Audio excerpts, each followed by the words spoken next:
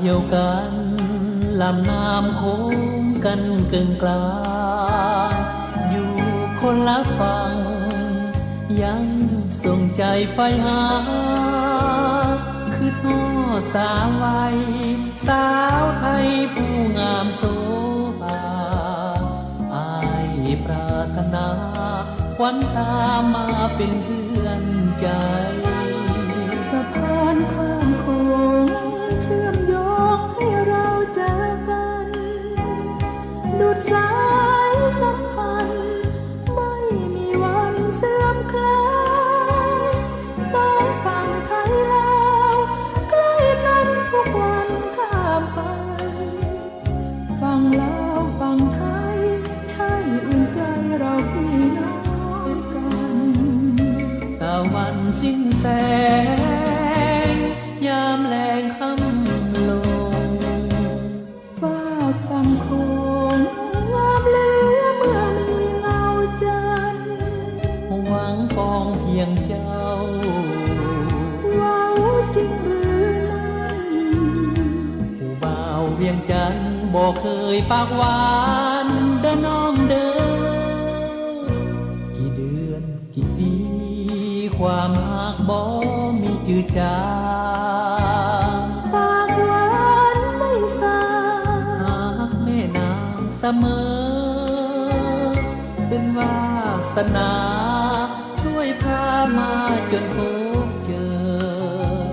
คำฉันรักเธอดังคือกลองริมสองฝั่งโขงคำฉันรักเธอดังคือกลองริมสองฝั่งโขง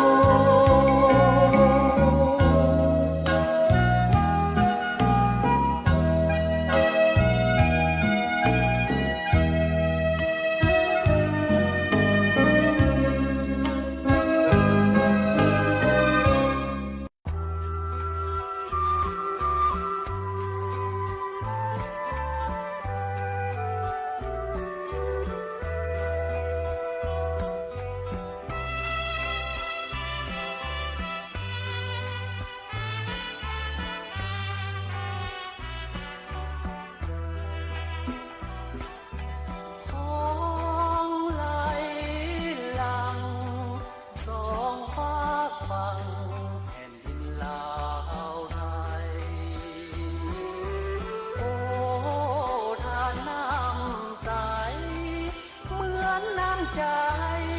พวงสนสองฝั่งเสื่อมความรักความหวังของสองฝั่งเป็นทานน้ำใจลาวเอ่ยไทยเอ่ยก่อนเราเคยพึ่งพาสาย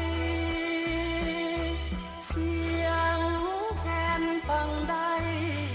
ปากเว้าเข้าใจเลื่อมใสไมตรีอยู่คนละฝั่งบ่หยุดยั้งสร้างสามัคคีห้อยวันหมื่นปีเพิ่มทวีไมตรีสามพันอย่าให้มามองหมดหัวใจคนที่เคยหักกันอยู่ใกล้เคียงกันช่วยเหลือกันเถิดเผ่าลาวไทย